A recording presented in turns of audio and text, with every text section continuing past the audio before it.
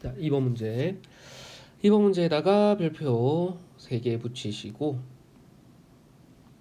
문제 자체가 어렵진 않습니다. 어떻게 풀어도 풀려요. 대표적으로 노가다로 풀어도 풀리고요.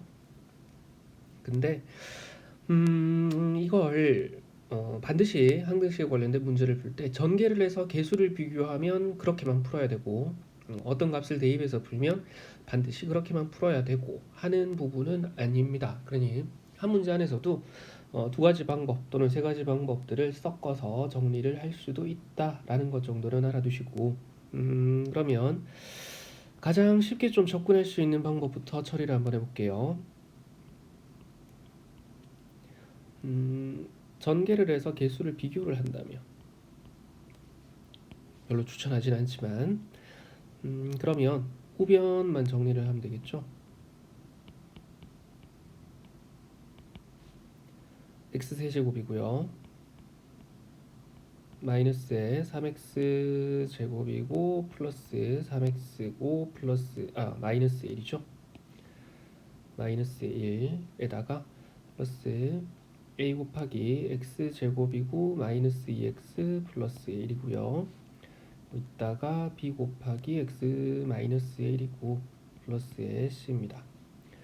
자, 그러면 얘는 내림차순으로 정리하면 x 세제곱에 플러스 a에다가 마이너스 3에서 x 제곱이죠. 플러스 그 다음에 1차항은 어디서 생기냐면 마이너스 2a 생기고요. 플러스에 b라고 생기고 플러스 3에 x입니다. 상수항은 a에다가 마이너스 b고 플러스 c 한 거에다가 마이너스 1까지가 상수항입니다.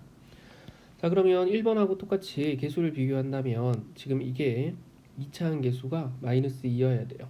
그래서 a가 1이면 되죠.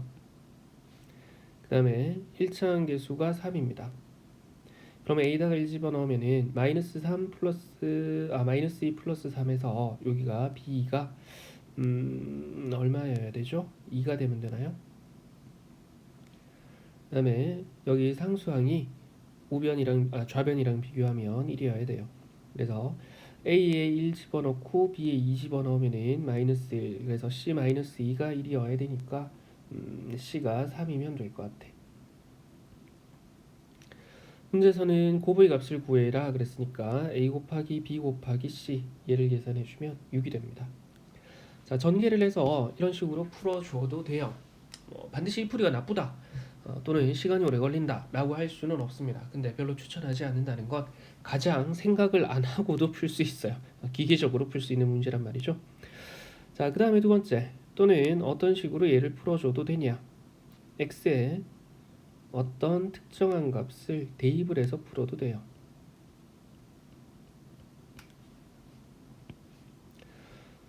자, 이걸 이용해서 푼다면 좌변과 우변에 동일한 x값을 대입을 해야 되니까는요, 그죠? x에다가 1을 한번 넣어보죠.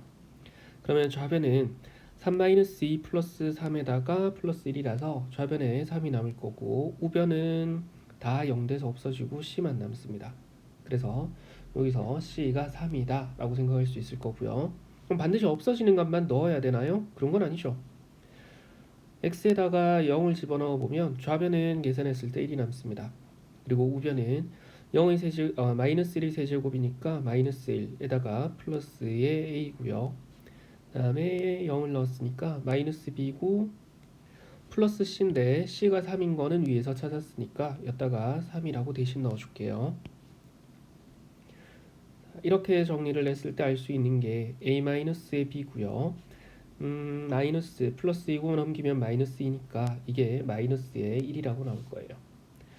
자, 그 다음에 또 이번에는 x에다가 뭘 넣어야 계산이 좀 편해질까? x에 2를 넣어도 1이니까 곱할 필요가 없을 것 같아, 그치? x에 2를 넣어보면은 여기 좌변은 봅시다. 8이고 마이너스 8이니까 없어질 거고 6 더하기 1에서 7만 남습니다. 그게 이번에는 x에 2를 집어넣었으니까 다 플러스 1이 돼서 없어지겠죠? 플러스의 a고 플러스 b 역시나 플러스 c라고 있는데 얘는 3입니다. 그죠? 자, 그러면 이번에는 요게 a에다가 플러스 b를 계산한 거 그게 3이면 됩니다.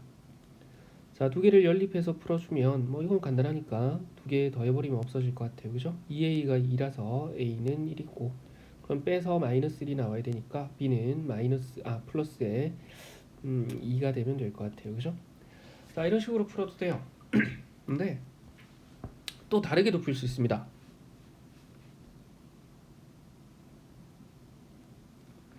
3번이 아니고 2번 문제인데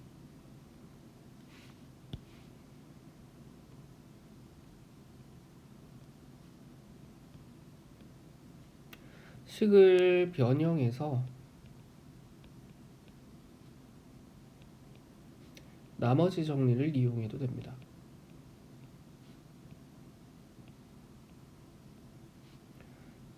여기에서 조립제법을 써줘도 돼요.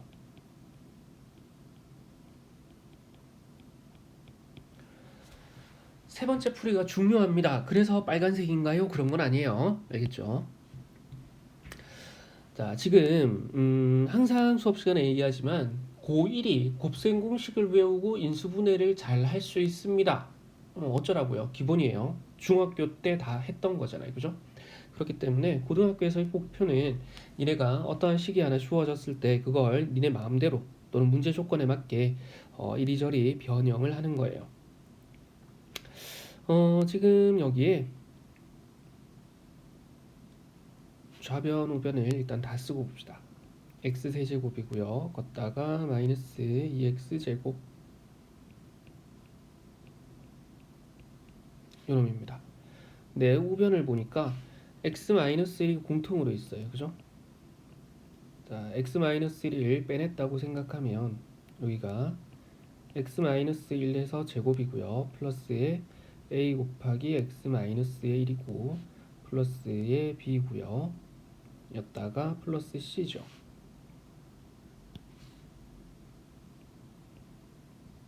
자, 이렇게 써놓고 이게 니네 눈에 뭐처럼 보여야 되냐 하면 뭐처럼 보여야 되냐면은 x세제곱 마이너스 2x제곱 플러스 3x 플러스 1이라는 좌변의 식은 x-1로 나누었을 때 이만큼의 몫이 생기고 나머지가 c만큼 남습니다 라는 걸로 보여야 돼요. 그러면 조립제법을 써서 한번 찾아보자 그랬으니까 3차 함계수가 1이고 2차 함계수 마이너스 2, 1차 함계수가 3이죠. 상수항이 1입니다.